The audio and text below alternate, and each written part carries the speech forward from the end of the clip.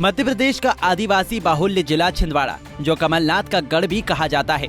वजह ये कि कमलनाथ खुद इस सीट से 9 बार सांसद रहे, जो ये दर्शाता है कि कांग्रेस यहाँ पर कितनी मजबूत है।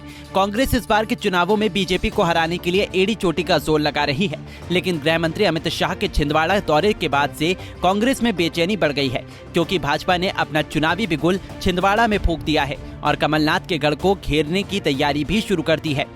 वही गढ़ जहां भाजपा बेहद कमजोर है और इस बार कमलनाथ के किले को घेरने के लिए अभी से कोशिशें शुरू हो चुकी हैं, जिसको लेकर पूर्व मुख्यमंत्री कमलनाथ और उनके बेटे नकुलनाथ एक्टिव नजर आ रहे हैं। छिंदवाड़ा के सांसद नकुलनाथ 30 मार्च को आंचल कुंड पहुंच रहे हैं, उसी आंचल कुंड जहां बीते दिनों अमित शाह पहुंचे थे। नकुलनाथ के ठीक बाद कमलनाथ के भी आंचल कुंड दौरे की तैयारी चल रही है। आपको बता दें कि नकुलनाथ का कार्यक्रम ऐसे समय में बनाया गया है जब बीते दिनों ही केंद्रीय गृह मंत्री अमित शाह छिंदवाड़ा दौरे पर पहुंचे थे, जिसको लेकर कांग्रेस अपने गढ़ को बचाने के लिए किलेबंदी करने में जुट गई है। बीजेपी को जवाब देने के लिए नकुलनाथ के दौरे के तुरंत बाद पूर्व सीएम कमलनाथ का भी कार्यक्रम तय हो रहा है। छिंदवाड़ा आदिवासी बाहुल्य जिला है, जिसके चलते दोनों ही पार्टियां आदिवासियों को रिझाने के लिए कोशिशें कर चुकी हैं। आदिवासी वोट बैंक मजबूत करने के लिए अमित शाह आंचल कुंड धाम पहुंचे थे। इस बीच उनके साथ सीएम शिवराज और प्रदेश अध्यक्ष वी.डी. शर्मा भी मौजूद रहे थे। आपको बता दें कि कई मौकों पर वी.डी. शर्मा और सीएम शिवराज आदिवासियों के बीच कई आयोजनों में देखे जाते हैं। भाजपा आदिवासियों को रिझाने का कोई भी मौका नहीं छोड़ रही है, तो वहीं अब नकुलनाथ और कमलनाथ भी अपने दौरे की शुरुआत आंचल कुंड से करने जा रहे हैं।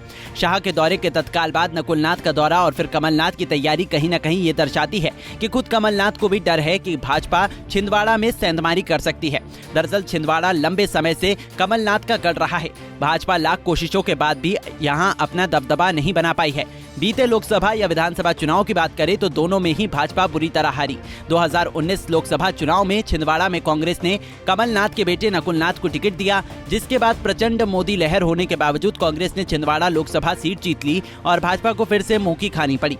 हालांकि हार का अंतर इस बार जरूर कम हो गया और इसी अंतर को खत्म करने के लिए भाजपा छिंदवाड़ा का किला फतह करने में जुटी हुई है। वही कांग्रेस भी भाजपा को उसके ही अंदाज में जवाब देने की कोशिश में लगी हुई है।